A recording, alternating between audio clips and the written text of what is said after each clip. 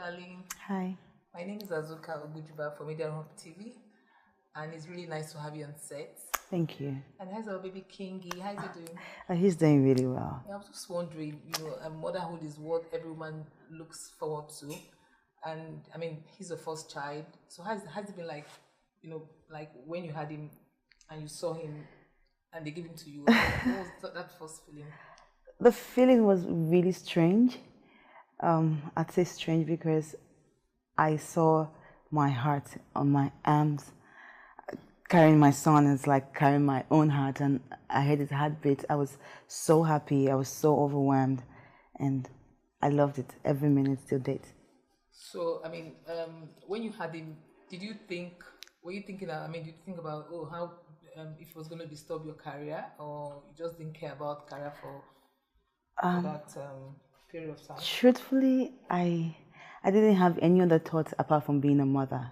I just dedicated my life in going through my pregnancy, coming to terms with it, and giving birth. I knew that I was not going to go to work immediately. I knew because of the love I have for my son. I knew that it was so impossible to leave him at home, and I always told myself that if I ever give birth, I would want to breastfeed my child for a year. So I knew I was never going anywhere for 1 year. I did that for a whole year and a week. Oh, yeah, thank you. But what do you miss most about being single? What do I miss most about being single? Well, you really don't miss anything. Life is in stages. When it's time for you to be single, you'll be single. When it's time for you to be married, you'll be married. When it's time for you to elevate into another stage of your life, you would. So I would not say I missed anything being single. My single days were my single days. I did what I did in my single days because that was what was expected. Yeah. So, but now I don't miss it. Okay, what has been your greatest challenge as a mother? Everybody has a story to tell when it relates to motherhood. What has been your story? I have never had any challenges with motherhood. I have a competent nanny. If I'm not there, I know that she's able to take care of my child. If I didn't have a nanny, the welfare of my child in my absence would have been one of my greatest worries. But I do have the best workers. I work with the best people. And anytime I'm away, which is hardly ever, and I know my son is safe. Now, I also noticed that lately you launched your foundation, and can you just tell us a bit about what it's all about? I've seen pictures of you at schools, giving out school materials to students, so what's it all about, really? Well, my foundation wasn't launched recently. My foundation is almost 10 years old. Oh. Yes. What you've been seeing is an initiative that my foundation took upon itself, which is the Back to School project, the Tonto Dikeh Back to School project. Basically, we are sending children back to school.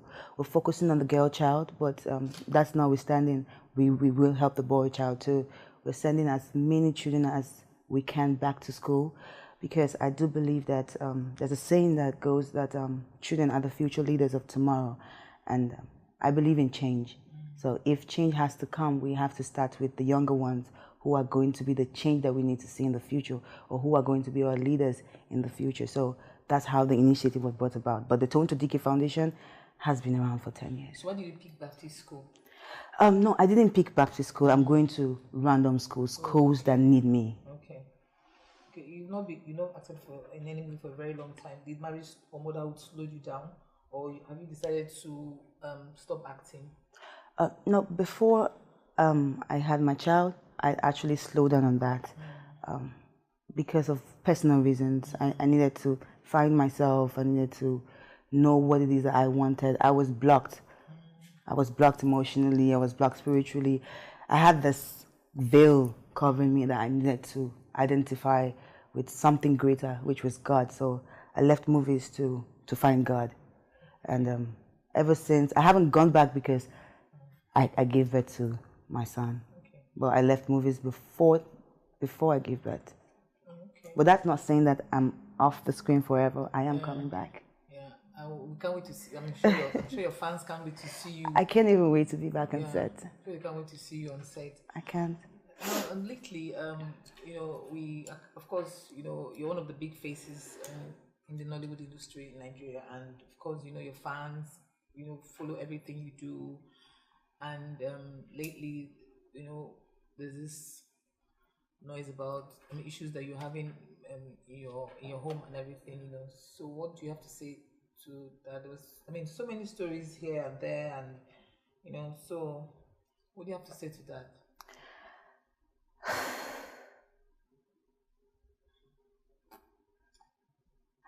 I've read them too. I've seen them too. And truly the hurt, that's the word I can quantify how I feel about it. And like you rightly said, it is only because I'm a public figure that everything is out there. In all of this, I'm just praying for strength. I'm praying for wisdom. I'm praying for everything that I can to move on and go ahead. It's a bitter experience for me to air. Being here alone, it's not easy. What is But I am here because I'm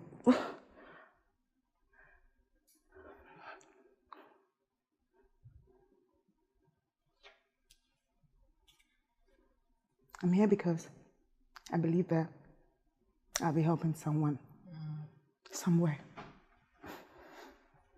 What will you say that your experiences in marriage? Do you have like regrets? Because it's the first time it's the first marriage.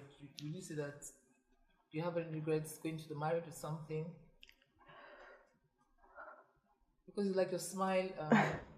Well, the way I live my life, the way I am, I try not to regret anything.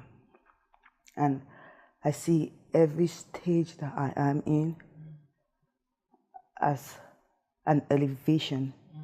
I feel like I'd go through that fire and I'd come out stronger than I was before.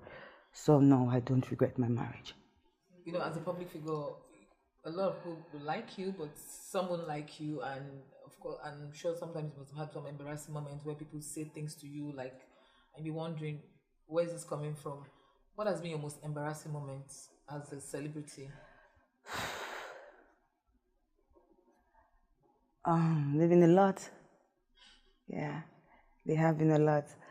I cannot pinpoint an event or explain, but I know that there have been a lot. Just sitting down and reading something really ill about yourself, it's even embarrassing. Yeah. So, like, what story would you like to delete about yourself from the internet if you had your way? If I had my way, I'd like to delete everything. I'd like to delete my whole existence because of my child. Because I know that the internet never dies. It's gonna grow up. It's gonna read them. And it's gonna hurt him.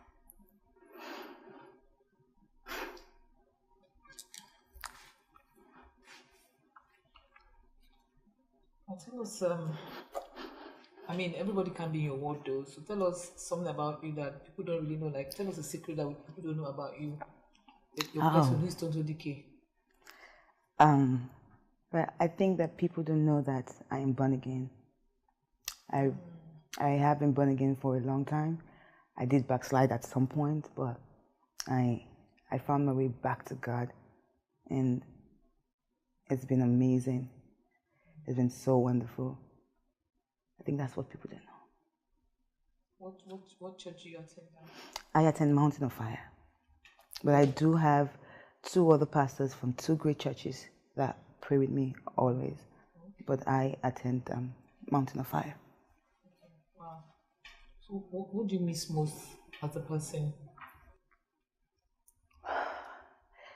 Well, it's very hard for me to be away from my child. This is the second time, right? Second time I have been away from him. The first time was when I went to Warri. It's very hard to stay away from him. It's really very hard because he's very clingy. And that's why I have this picture of me everywhere I go. Oh, yeah. Can I see it? Oh, that's so cute. Yeah. What's your biggest life lesson? Because we learn every day there's something that happens to you that, when you're about to make the same mistake again, you're like, oh, this has happened before. Let me take it. Let me be careful. What has been your biggest life lesson? My biggest life lesson has to do with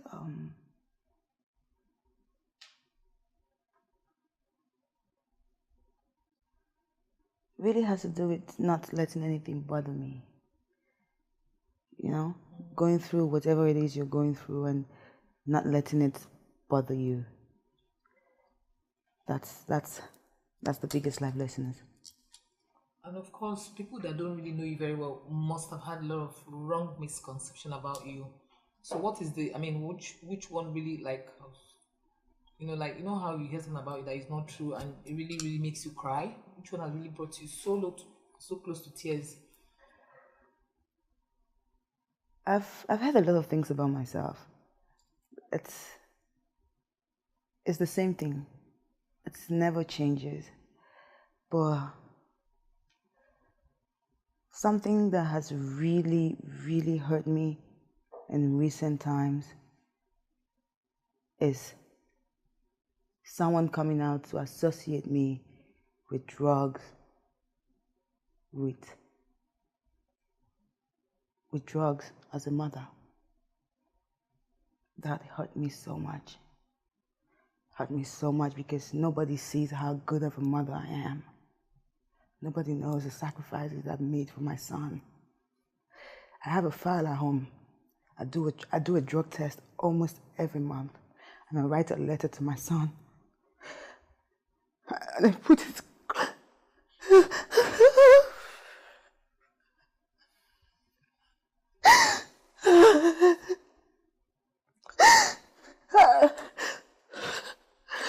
I write a letter to my son every month on his birthday. And I tell him how much he has changed my life. How much I'm a better person because he is in my life. I tell him how much I stopped so many things for him. That really destroyed me. That really broke me into a million pieces.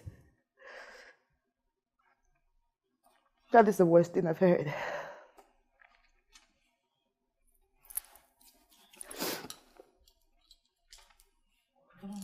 Well, recently I actually followed your social media I don't know what to call them, rants explanation, when you had to explain to some people that things that happen in your married life. When you said you had to treat a lot of STDs because of your husband. How, I don't know, how true was that? And you also said he was also beating you. He said he was cheating on you.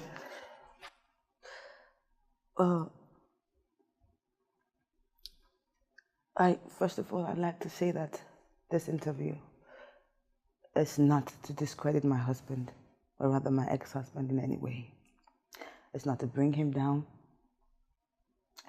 It's not to make people hate him. It's not to throw dirt on him.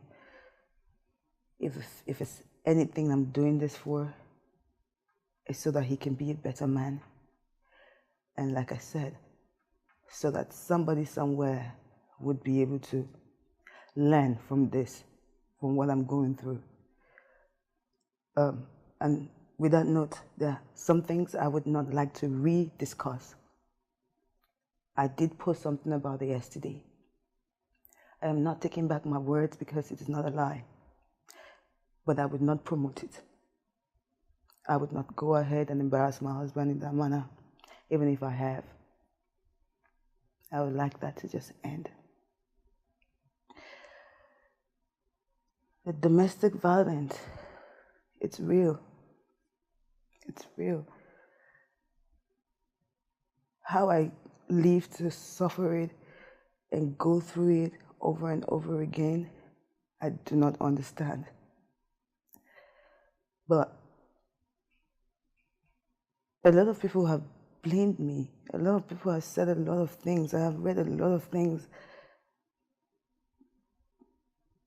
I stayed back in my marriage, not because of my child, because I believe that you cannot be abused or you cannot leave a child in the environment where there is abuse and you claim that you're doing it for your child.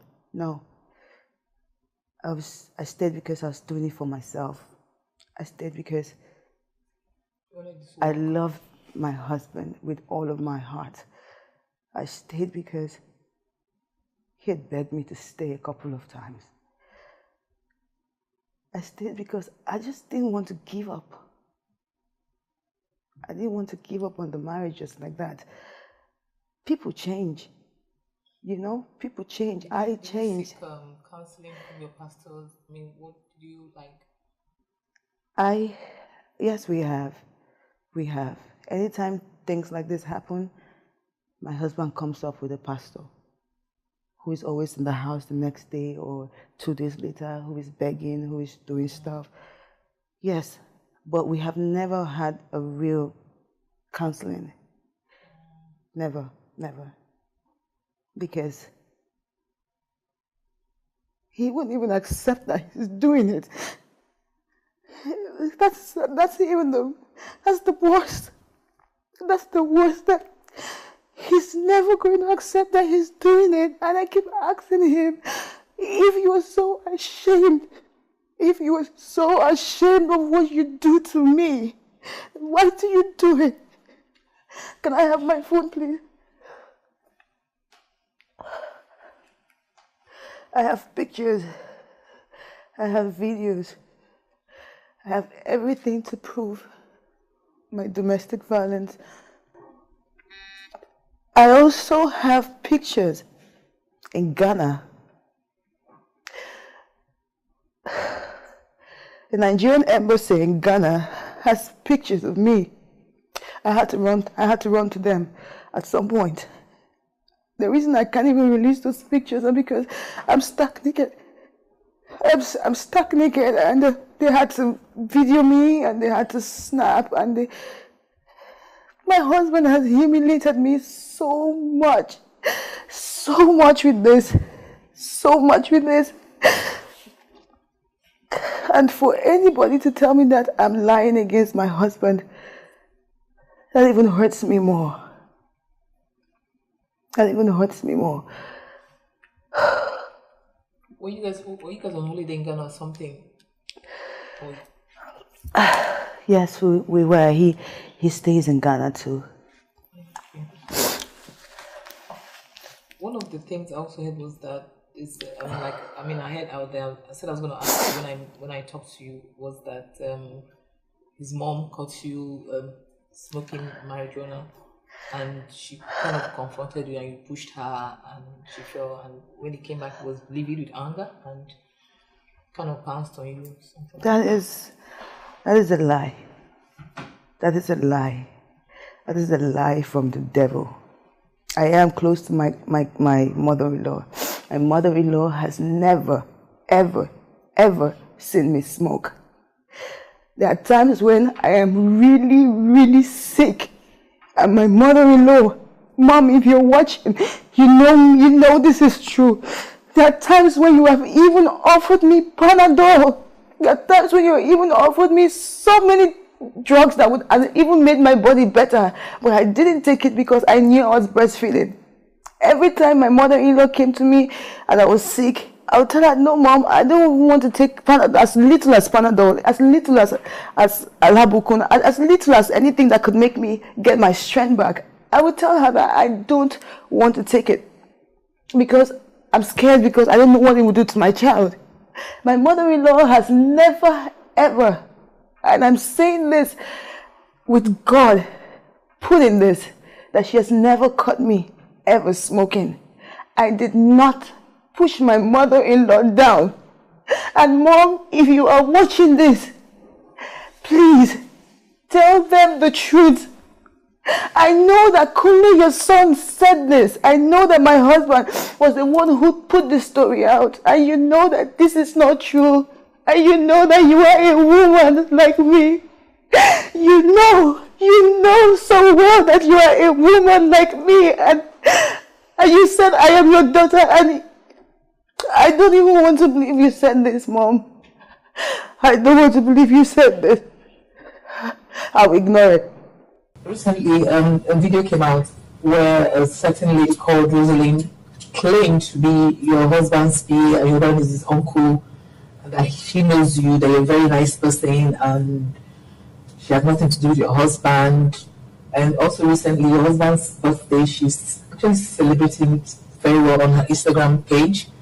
And when Churchil Foundation announced to the world that Prince is now the ambassador, she was there. What do you have to say to her claims? First of all, I don't know her. I'm aware of her. I'm aware that she's sleeping with my husband. I'm aware that my husband is taking care of her.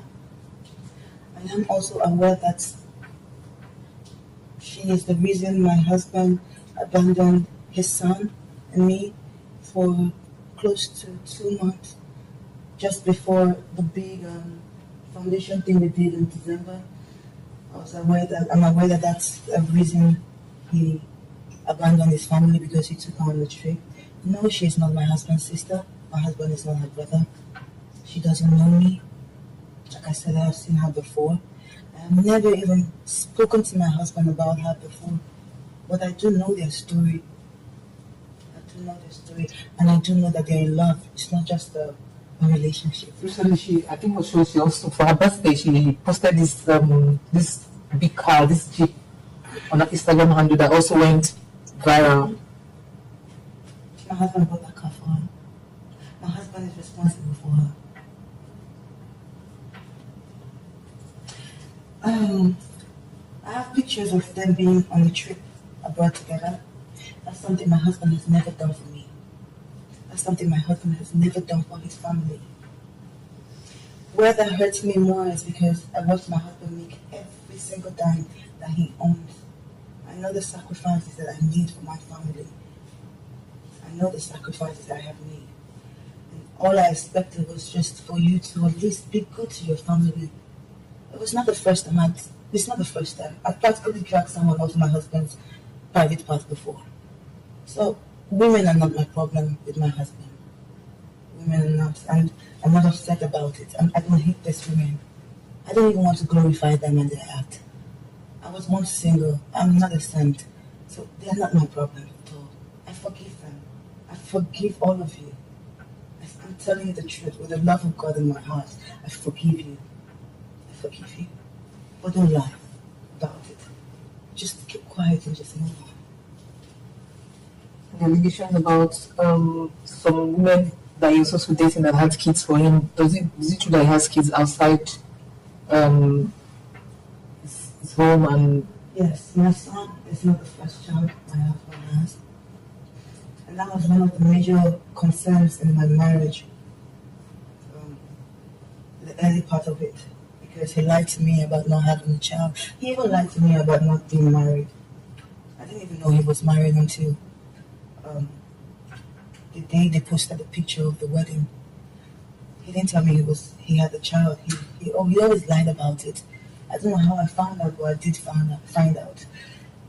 Recently, 2 women have contacted me that they have children for my husband. But I cannot verify it. Like I said, this interview is not to throw dirt on my husband. I cannot verify it. One of them said that her child is 9 months old. The other said her child is 2 years. But I can't verify it, just like I can't verify the gay claims on him. I have no knowledge about it. That this alleged that he's bisexual. I have no knowledge about it. I don't know if it's true or if it's not true. But I don't know anything about it. So, from everything that happened, do you think that in the future you guys might work out things, or or just feel that you just want to move on with your life? For me, if he's really repents today and you can tell he's changed, he's a Christian, would you like? I don't know what the future holds. But I just want to be strong for my son. I have moved on already. I just want to be strong for my son. I want this phase of my life to be over because it's preventing me from doing greater things.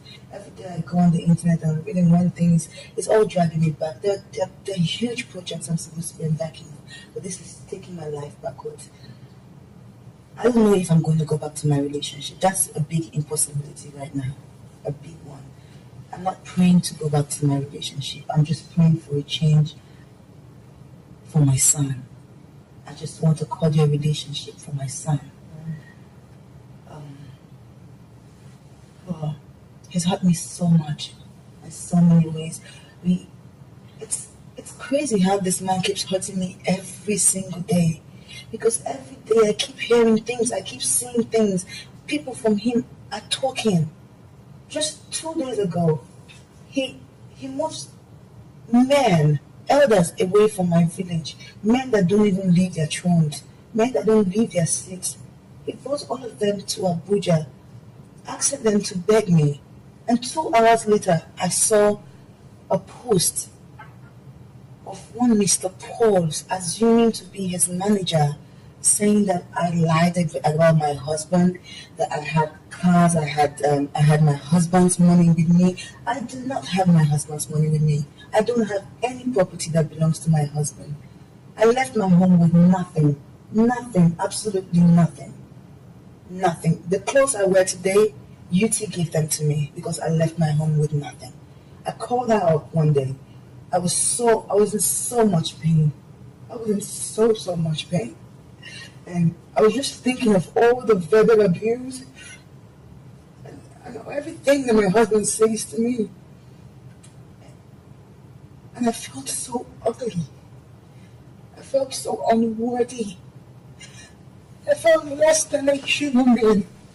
And I called Yeti up and I sent her a message. And I said that I wanted to feel powerful. And I wanted to feel beautiful.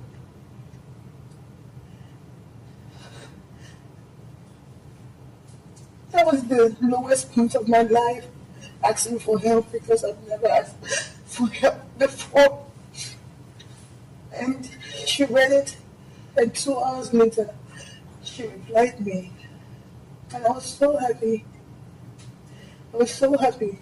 So I do not want anybody saying I have anything about my husband. I do not have any property that belongs to my husband with me.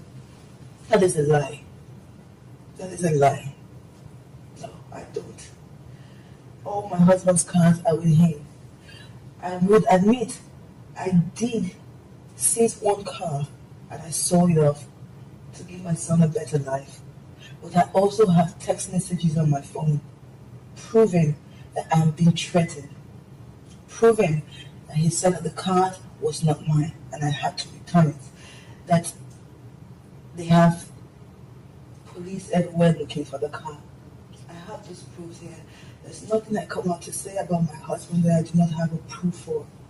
We don't have a proof. Sorry to cut you this time around. He also presented the car that he bought for your son for his birthday. So the car was, did your son receive the car? My husband never bought a car for my son on his birthday. The picture that was shown on the internet was a picture that has been very old. I took that picture, I live with my son, and I did not own a car. I live on Uber, and that's how I take my son to school and bring him back from school. That's how I run my home right now. We do not have any car owned by my husband with us. Tonto, I really appreciate the fact that you came on our set, and I don't know what to say. I'm just I'm stunned, and I don't know what to ask you anymore, really. And I think I just want to end this thing here right now. What advice do you have to give to women going through what you're going through in their homes?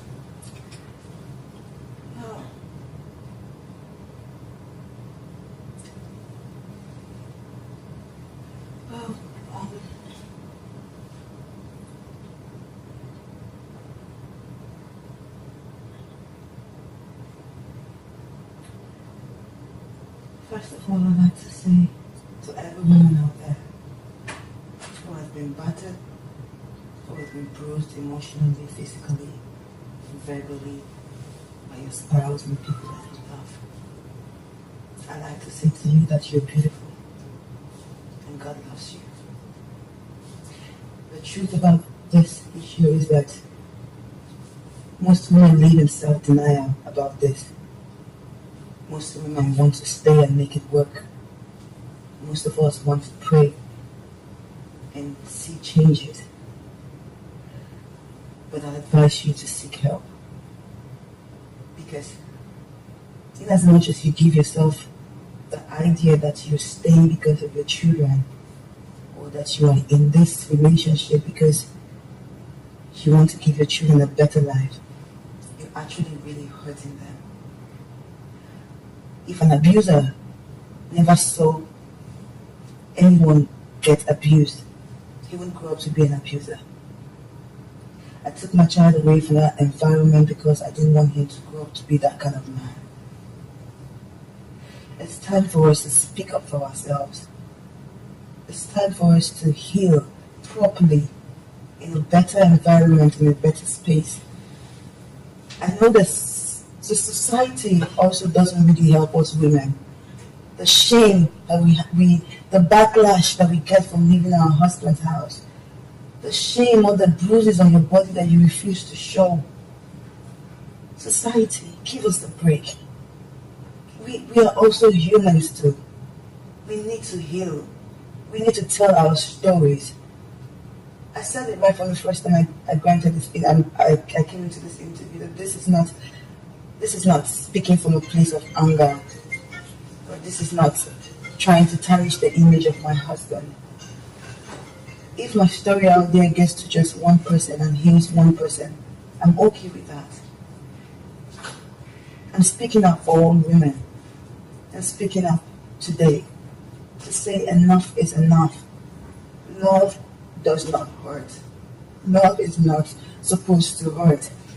Love is love, and God is love. I'm never ever going to say leave your homes. But please seek help. Please. I have a deaf ear. I can't hear properly with this ear.